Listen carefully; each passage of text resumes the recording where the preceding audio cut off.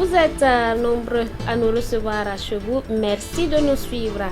Le CES à l'école de l'amélioration de l'agriculture, à l'occasion de la deuxième session ordinaire de l'année du Conseil économique et social du Burkina Faso, les membres de l'institution seront outillés sur l'utilisation des produits chimiques dans l'agriculture du pays.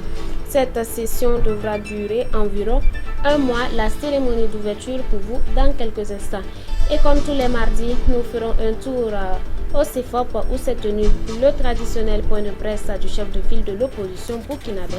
Mesdames, Mesdemoiselles, Messieurs, bonsoir. Merci de nous recevoir une fois de plus chez vous.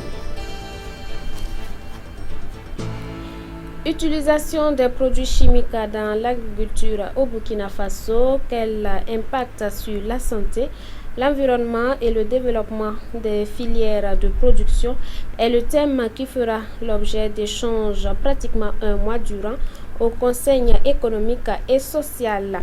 C'est à l'occasion de leur deuxième session ordinaire de l'année, la cérémonie d'ouverture avec Jonas Tondé, Odette Zouangina. Selon l'Organisation des Nations Unies pour l'alimentation et l'agriculture, la FAO, l'utilisation des pesticides dans le monde est passée de 3 millions de tonnes en 2001 à 14,6 millions de tonnes en 2016, soit une augmentation de 53% en 15 ans. Malheureusement, la situation est tout aussi critique au pays des hommes intègres. Le ministère en charge de l'agriculture révèle en 2017 la vente de 70% de produits phytosanitaires non homologués aux agriculteurs. Vu les enjeux, si rien n'est envisagé, la situation risque d'être alarmante. Ainsi, à l'occasion de sa deuxième session ordinaire de l'année, les conseillers du Conseil économique et social veulent se pencher sur la question qui semble compromettre l'avenir du pays. Autant il y a les produits pharmaceutiques anarchiques partout qui compromettent la santé humaine, autant l'utilisation des produits chimiques aussi dans l'agriculture, dans son ensemble générique, dans le développement rural, et compromet dangereusement l'avenir de notre production, l'avenir de notre pays et des générations futures. Étant entendu que notre pays, on le dit très souvent, est réel, bien avant qu'on ait l'or, la principale richesse du Burkina Faso, c'est l'agriculture et l'élevage. Manger des fruits et légumes frais, tels quels, sans avoir à vous soucier des résidus chimiques qu'ils peuvent contenir, ni des ravages que tel ou tel cocktail de pesticides peuvent causer à votre organisme. Disposer de sols sains, pleins de vie, plutôt que de terres stérilisées par une exposition répétée à des produits chimiques nocifs.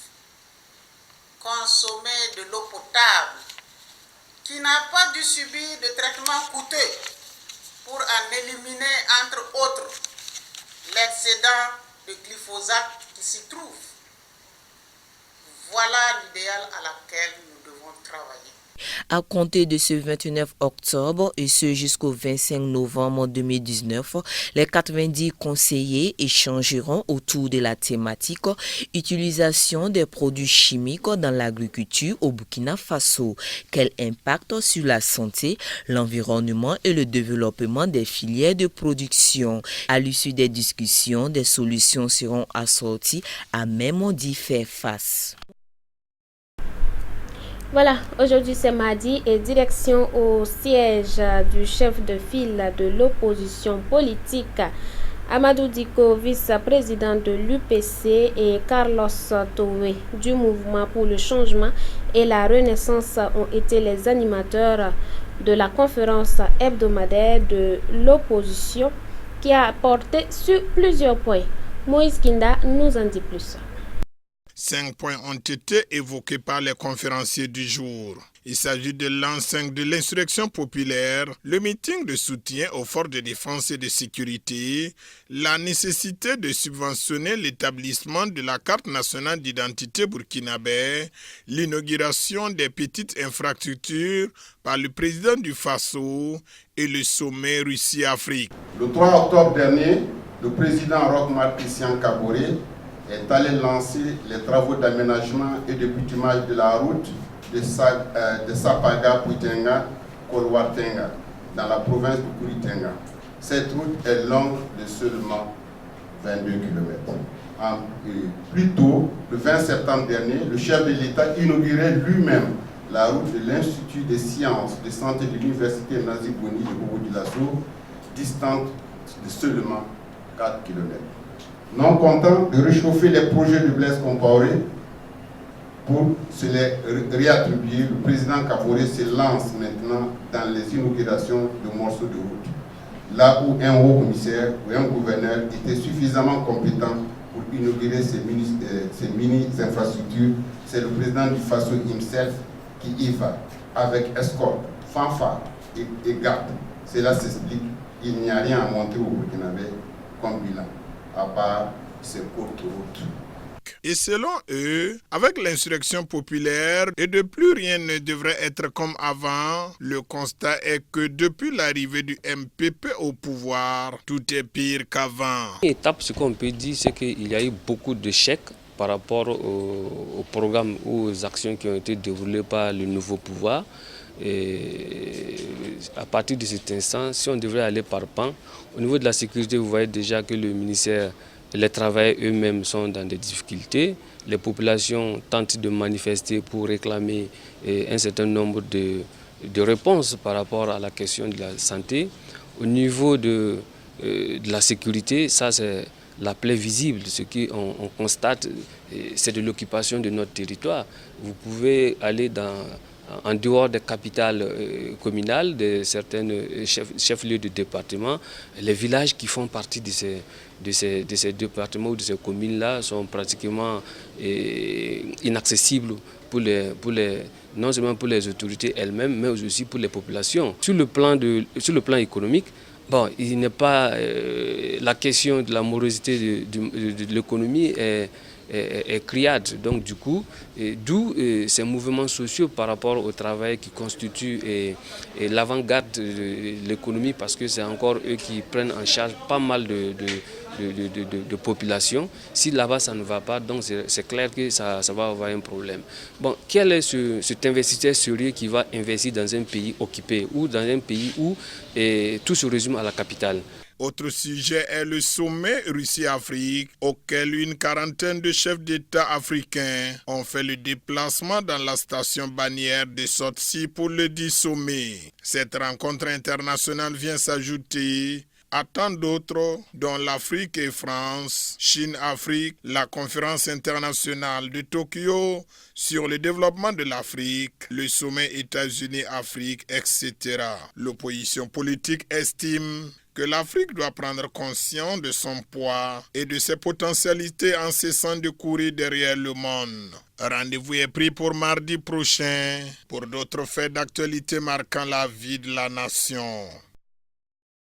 Nous ouvrons la page de l'actualité. Hors de chez nous, les libertés fondamentales ont nettement reculé en Tanzanie depuis l'arrivée au pouvoir en 2015 du président John Magufuli, dont le gouvernement a publié des actions répréhensibles contre les médias et groupes de la société civile.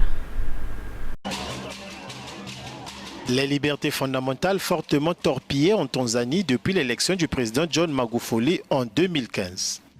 Amnesty International et Human Rights Watch ont déclaré lundi que le gouvernement avait intensifié ses actions répressives contre les médias et les organisations de la société civile. Selon les deux ONG de défense des droits humains, les attaques répétées du gouvernement contre la liberté d'expression sont sans précédent dans ce pays pourtant réputé pour sa stabilité et sa tolérance. Le mandat du président Magufuli entre dans sa 5e année début novembre, mais pour Roland Ebolé, chercheur à Amnesty International, la Tanzanie sombre à grande vitesse. Il ajoute n'avoir jamais vu un tel niveau de harcèlement ou d'intimidation auparavant.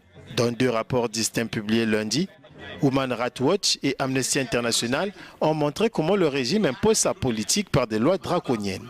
Les journaux ont été fermés, les retransmissions en direct des débats parlementaires ont été interrompues et les chaînes critiques ont été retirées des antennes. Le rapport n'indiquait pas si le gouvernement avait été contacté pour faire des remarques. Zoom dans cette édition sur les Nigériens se revendiquant descendants d'une tribu perdue d'Israël. Et ils se font appeler les Juifs du Nigeria. Suivez. Nous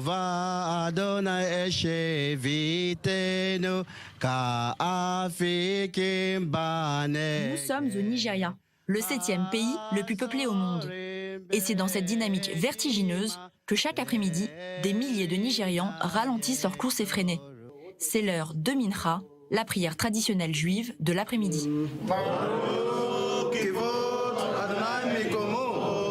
Cette communauté, appelée les Juifs du Nigeria, appartient à la 3e ethnie du pays, les Ibo. Elle se revendique descendante d'une tribu perdue d'Israël et observe aujourd'hui une pratique religieuse qui ressemble à s'y méprendre au judaïsme rabbinique. You cook food on Shabbat, you preserve it to make it warm, you can put in a continuous burning stove and set it. Okay, in this place, I have the burning stove to set. When you set it, you put it on. Maybe after 3 hours, the electricity is gone and it's not coming back again. So what do you do to the food? And you'll be praying to Hashem, please, the food should be okay till tomorrow. 2 years ago, some people came from Israel to teach us to do shochet and to sharpen knife. So that's when we started eating chicken. We can eat chicken now, but before it was fish we eat.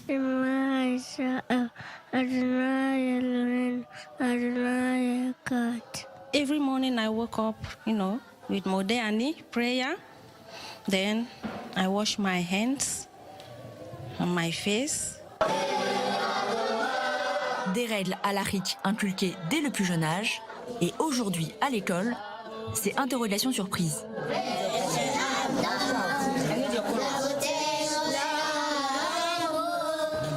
How many symbolically is on that suggestion? 6. Name them.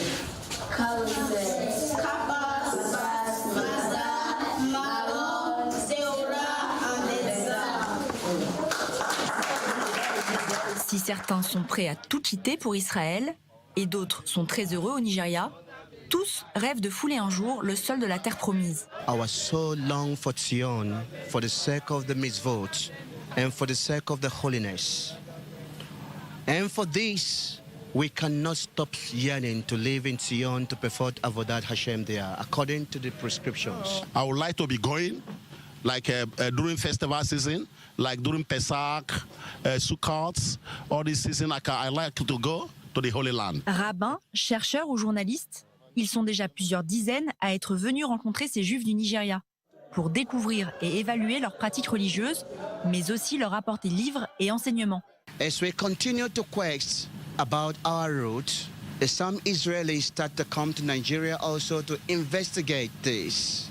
And while they come, some of them come with talitot, and some of them come with sudorim. And from this, we started to learn to wear the kippot, to dress properly, to wash our hands. Alors les Ibo, juifs ou pas juifs, l'État d'Israël n'a pas encore tranché la question. Mais en attendant, le maître mot, c'est l'espoir.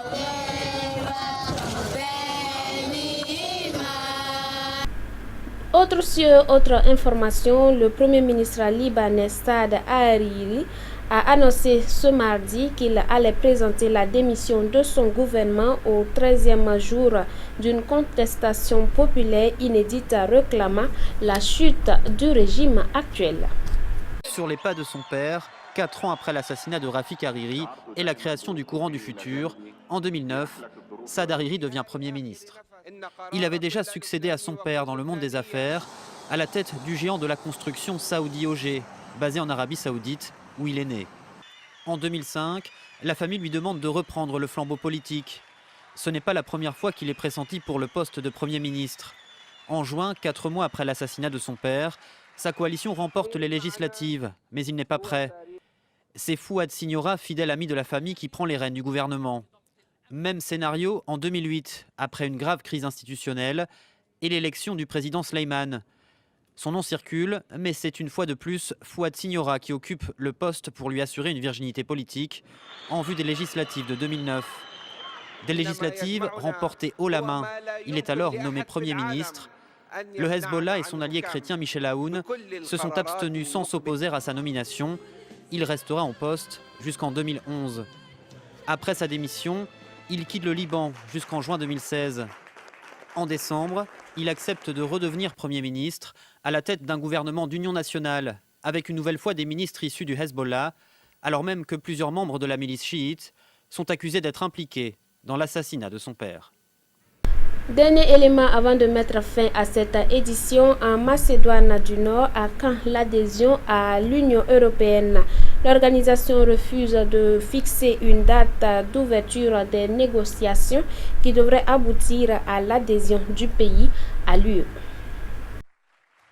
C'était le 12 juin 2018. La Grèce et la Macédoine du Nord concluaient un accord historique mettant fin à des décennies de conflits entre les deux pays et ouvrant la voie de l'adhésion de la Macédoine du Nord à l'Union européenne.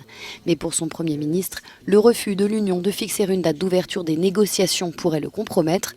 Notre journaliste l'a rencontré.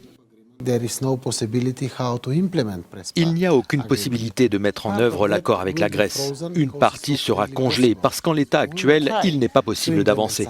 Nous allons essayer de faire quelque chose, mais tout est lié parce que le processus de négociation signifie transférer notre souveraineté à l'Union européenne.